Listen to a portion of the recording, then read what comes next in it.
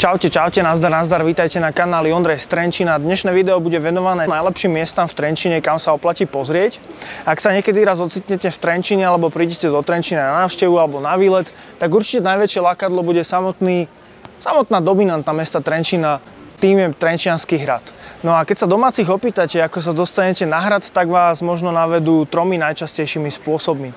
Prvou možnosťou, ako sa dostať na hrad, je od Mestskej veže, cez Farskú ulicu, starodávnymi hradnými schodmi.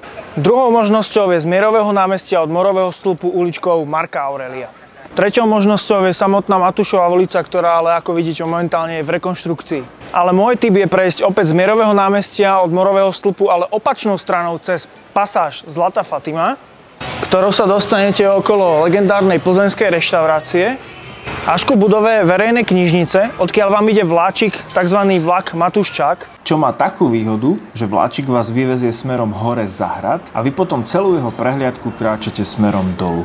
Ak si môžete vybrať medzi týždňom a víkendom, tak určite cez týždeň, pretože pôjdete možno aj v úplne prázdnom vláčiku. Vláčik vás najskôr prevedie centrom mesta, aby sa následne vydal hore na lesopark Brezina. Ako náhle vláčik zastaví na otočnej zastávke Brezina, ocitnete sa jednak za hradom a jednak na druhej strane pri čerešňovom sade, o ktorom si ešte niečo povieme. Ja sa však vyberiem teraz z vrchnej strany hradu, ako som hovoril. Na tzv. Južnom opevnení je novo otvorená pokladňa a vchod, cez ktorý sa dostanete z vrchu. Južné opevnenie, len nedávno zrekonštruované a krásne veľké. Hore na južnom opevnení sa nachádza aj tento stredoveký trebuchet, takže si tu prídu na svoje fanúšikovia hry Age of Empires. Na hrade určite nevynechajte výhľad aj z tejto veže. Z tohto miesta, pri vstupe do centrálnej časti hradu, sa vám naskytne pohľad na ruiny steny, ktorá pred niekoľkými rokmi spadla. Dokonca spadla smerom dole na príjazdovú cestu na hrad. No a vítajte v centrálnej časti hradu, priamo pod Matúšovou väžou. No a na Matúšovú väžu sa ide takýmito úzkými uličkami. Je to naozaj zážitok a asi to nie je príliš moc pre klaustrofobikov. No a sme tu, sme hore. Za týmito dverami je vstup na vyhliadku z Matúšovej veže. Tak poďte so mnou.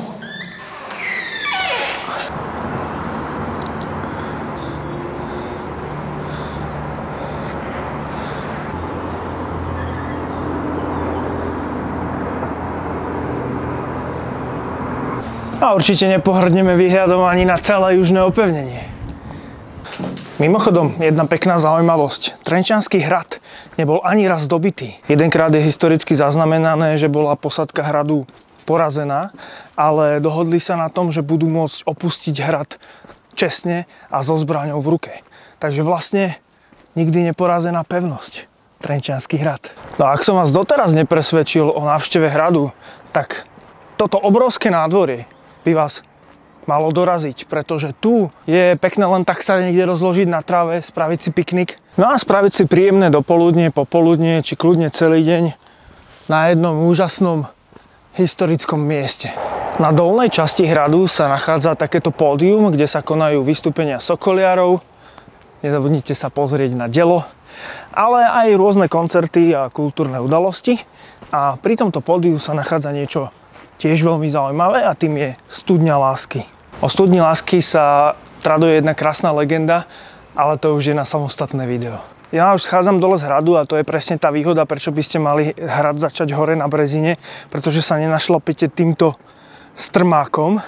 No ale keď tadiaľto pôjdete dole, nezabudnite si všimnúť a otočiť sa, že nad vami je krásna hodinová historická väža. Ak vám po ceste z hradu vyhladlo, tak kľudne neváhajte sa ísť občerstviť do reštaurácie Fatima, ktorá má krásny výhľad na Trenčín a myslím, že aj celkom slušnú kuchyňu. Prípadne vyskúšajte shake. Po ceste z hradu sa nezabudnite dať smerom doľava, kde nájdete krásny kostol na nebo vstúpenia Panny Márie, z ktorého je krásny výhľad. Vedľa kostola sa nachádza gotická budova Karneru alebo ak chcete kostnice. Na tomto mieste sa tiež môžete rozhodnúť, či budete pokračovať smerom dole alebo sa môžete vrátiť späť na Brezinu cez tento prechod v stene.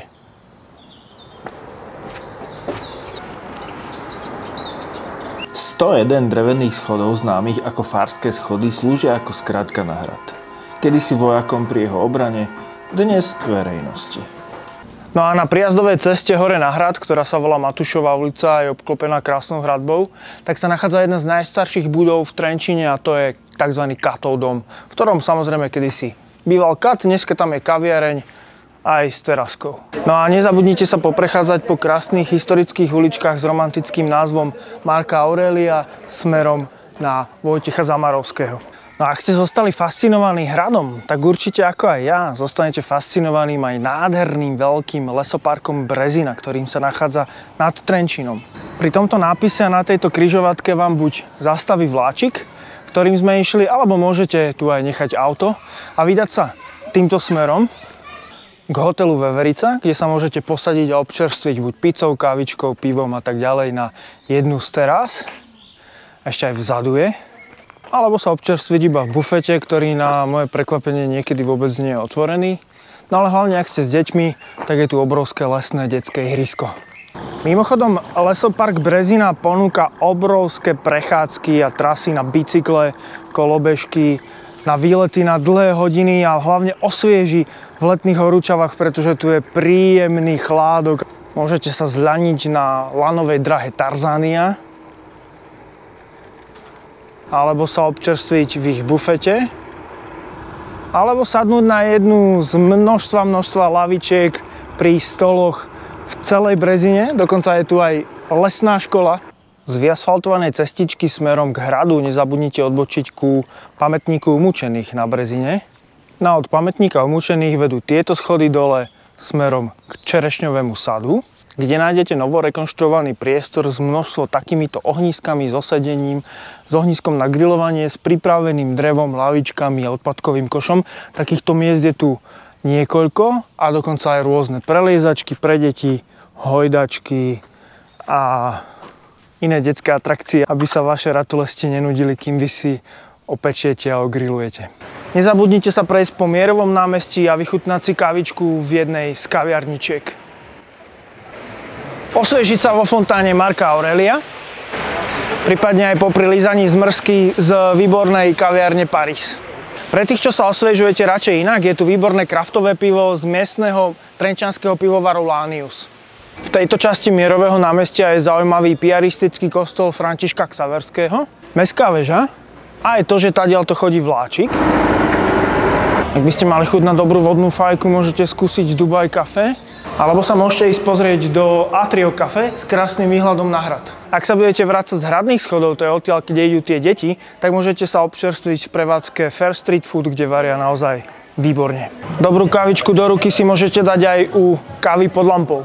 Mimochodom, pekný výhľad je aj z mestskej veže. Malo by sa tam ísť týmto výťahom hore, a nie som si 100% istý, ešte to upresním. No a pri tejto mestskej veži, dolnej bráne alebo mestskej bráne, alebo ako sa aj hovorí, je aj takýto novo zrekonštruovaný priestor na relax a oddych. No a keď prídete po tzv. Sladkovičovej ulici od mestskej veže, dostanete sa na námestie, ktoré sa volá Štúrove. Na Štúrovom námestí je pre najmenších zaujímavá fontána Vodník a pre starších pamiatka židovská synagóga. Ak by sa vám potom všetkom chcelo na vecko, tak tu za mnou sa nachádza verejné WC, ktoré je otvorené od 8 do 8, je aj pre invalidov, ale zaujímavosťou, že počas jeho stavby sa objavili výkopávky starého mesta, starých budov, ktoré si môžete cez túto vitrínu vychutnať, večer je to osvetlené a lepšie viditeľné. Momentálne sme kúsok od Štúrového námestia, jedna ulička, ktorá sa volá Vajanského ulica, starý obchodný dom Prior, fontána pri ČSOB banke a keby ste sa chceli rýchlo osviežiť na nejaký drink, mojito alebo niečo podobné, kávička, pivo točené, tak Da Vinci, kaviareň a bar. Momentálne sa nachádzame už ďalej od centra, asi 5 minút pešej chôdze na námestí Svätej Anny, kde je veľmi pekná kaplnka, rovnako tak s názvom Svätej Anny. Bohužiaľ na tomto námestí veľmi špatí táto búda a ja verím, že mesto Trenčín s ňou niečo plánuje spraviť. Momentálne sa nachádzame v priestoroch tzv. Hornej brány. Niečoho, čo sa tu dneska bohužiaľ už nenachádza, ale táto brána bola súčasťou starého mestského opevnenia niekde tu a tuto kúsok hneď od nás tiekol Vách. No a čo by to bol za zoznam miest, ktoré si máte pozrieť, keby sme nespomenuli legendárny hotel Elizabeth. otvorený už v roku 1900 alebo 1901. Momentálne krásne zrekonštruovaný a súčasťou jeho je aj expozícia hradného nápisu, na ktorý sa ideme pozrieť. A ak vás fascinuje Trenčianska hradná skala, ktorá je naozaj veľmi pekná, tak z tejto ulice a po ľavej strane od hotela môžete vidieť ešte obraz, ktorý je vtesaný do hradnej skaly. No a ak sa od hotela Elizabeth dáte podchodom cez tzv. Tatra pasáž, tak vidíte na začiatku Trenčianskeho parku, ktorý sa volá Park Milana Rastislava Štefánika a ktorý končí pri železničnej stanici a vlastne aj autobusovej v Trenčíne. V parku Milana Rastislava Štefánika je zaujímavý jeho pamätník v tvare krídla, pretože všetci, ako vieme, zomrel leteckým nešťastím. Ak sa rozhodnete ísť z Mierového námestia nie smerom na hotel Elizabeth, ale odbočíte doľava, ocitnete sa na Palackého ulici. Na Palackého ulici je zaujímavých len niekoľko vecí. Jedna z nich je možno pre vás ako turistov, že v tomto parkovacom dome sa platí iba euro za hodinu. Na to, že keby ste zastavili túto na námestí alebo na ulici, tak platíte 2 eurá za hodinu. A keď tu už budete parkovať, tak kľudne skúste najprv ísť autom úplne hore. Ja vám ukážem, čo tam uvidíte. Takže jeho parkovací šéf nás už nechcel pustiť na tú druhú stranu, ale sranda je, že keď vyjdete na túto najvyššiu časť toho parkoviska, my sme išli výťahom, tak máte aspoň ako taký výhľad na Trenčín. Celkom zaujímavý a zdarma, dokonca prístupný autom. Tak ako dostať by sa tam hore dalo, že no, ale tak ako slúbili sme pánovi od parkoviska, že tam nepôjdeme, navyše je tu kamera, ale videli by ste vlastne krásny výhľad na hrad. Ono tu je taký klub, ktorý neviem, či bude otvorený, verím, že jedného dňa znova áno, z ktorého je panoramatický výhľad na hrad, preto sa volá Panorama. No ale dneska tam nedostaneme sa. Mimochodom, Palackého ulica, to je tá, odkiaľ štartuje ten vláčik, ak si pamätáte začiatok videa. Ešte je tu jedna zaujímavosť a to je tento nápis s touto čiarou, ktorá symbolizuje hladinu vody, ktorá tu bola v nejakom roku, ktorý sa bohužiaľ neviem dočítať z tejto tabule, že v akom, ale keď boli záplavy, tak jednoducho potiaľto, čiže mne viac ako popás tu bola vodná hladina. Ja sa momentálne nachádzam pred vstupom na Trenčiansky tzv. Ostrov, kde vedie tento most a tu sú zaujímavé 4 veci. Prvá je vynovený Trenčiansky fotbalový štadión, druhá je budova krytej plavárne, za ktorou sú lahôdky Plavčík, kde rád chodím na kávičku, na croissant a tak ďalej a tak ďalej. Ale hlavne, a to bude veľmi užitočné pre vás turistov, toto parkovisko, ktoré obkolesuje celú plaváreň, kde je parkovanie zdarma na celý deň a pomerne rýchly prístup cez tamten podchod železnicou doprava a ďalším podchodom a ste v centre mesta. Ďalej sa na ostrove nachádza letné kúpalisko, takzvaná pláž na ostrove, ktorá je vlastne spojená s plážou, kde sa odvážlivci môžu kľudne kúpať aj vo vahu, ale je tam bufet, kde si môžete dať napríklad langoš a iné podobné šmakocinky letného typu. No a keď pôjdete úplne po tej hrádzi hlboko smerom do vnútrozemia ostrova, tak nájdete jazierko, kde je veľmi príjemné sa prejsť okolo, je to také osvežujúce, ochladzujúce, sú tam stromy a tak ďalej. A oproti je už asi len bývalý nejaký bike park. A viem, že sa tu detičky chodia trošku trénovať nejaký terén na bicykloch, takže ak ste fanúšikom bicyklovania a ste tu s deťmi, tak choďte kľudne vyskúšať. K jazierku, o ktorom som hovoril, sa dá prejsť aj od tejto pláže, pláž na ostrove, touto cestičkou popri váhu. Zabudol som na jednu dôležitú vec. Ak prekonáte most na ostrov a dáte sa doľava, dostanete sa do kempingového centra spojeného s prístavom. No a pre všetkých prechádzky chtivých, ak ešte pred mostom na ostrom odbočíte doprava, môžete sa prejsť popri váhu, veľmi krásnou prechádzkou, kde sú aj stromy, ale hlavne dostanete výhľad na houseboaty, čo je v Trenčine tak trošku rarita. No a keď prídete touto cestičkou popri váhu okolo houseboatoch, dostanete sa k veľkej červeno-žltej budove, ktorá bude jednoznačne zimný štadión v Trenčine, kde sa môžete chvíľku pristaviť a v tichosti pospomínať na geniálneho hokejistu Pavla Demitru, ktorý tu má svoj pamätník. No a oproti zimnému štadiónu sa nachádza turistami pomerne vyhľadávaný hotel Magnus, kde môžem určite vychváliť ich wellnessko, ale aj reštauráciu, kde robia sushi a podobné šmakocinky. Vráťme sa ale k orientačnému bodu Most na ostrov, od ktorého keď sa dáte smerom doprava, tak sa dostanete k starému železničnému mostu, ktorý je prerobený na cyklochodník alebo cyklotrasu.